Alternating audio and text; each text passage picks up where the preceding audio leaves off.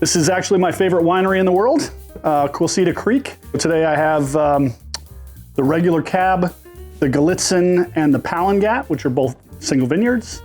And I wanted to give you a little history before we tasted through them.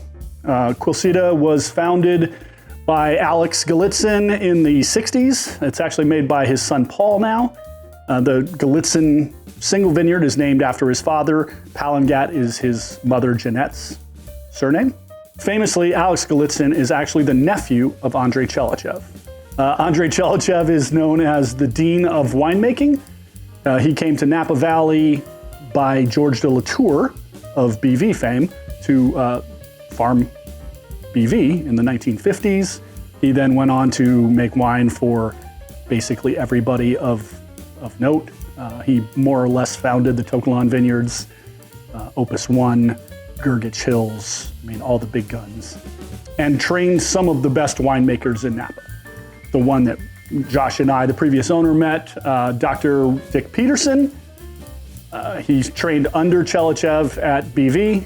He also went on to become an incredibly famous winemaker, and then he had an incredibly famous winemaker daughter, Heidi Barrett, who was originally Heidi Barrett Peterson. She married Bo Barrett. She was obviously famous for Bryant Family, Screaming Eagle, Dalaval, a cavalcade of the biggest names in Napa Valley.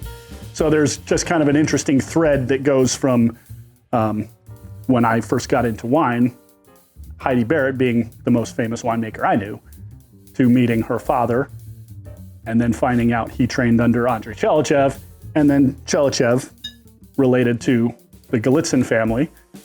So that's kind of a fun little history. André, when it came to Quilceda Creek, he didn't pick the vineyard, so to speak, but he did tell Alex Golitzin where he should be sourcing fruit from, which is now known as the Shampoo Vineyard.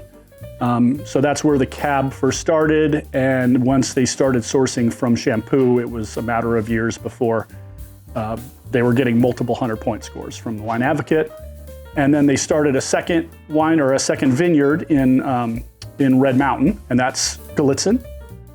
And then more recently, they purchased and started farming the Mach 1 vineyard, which is one of the most beautiful spots. It's right on the Columbia River. It's kind of startling. And then there's actually a third single vineyard called Tchelistcheff, and that's the best rose in Mach 1.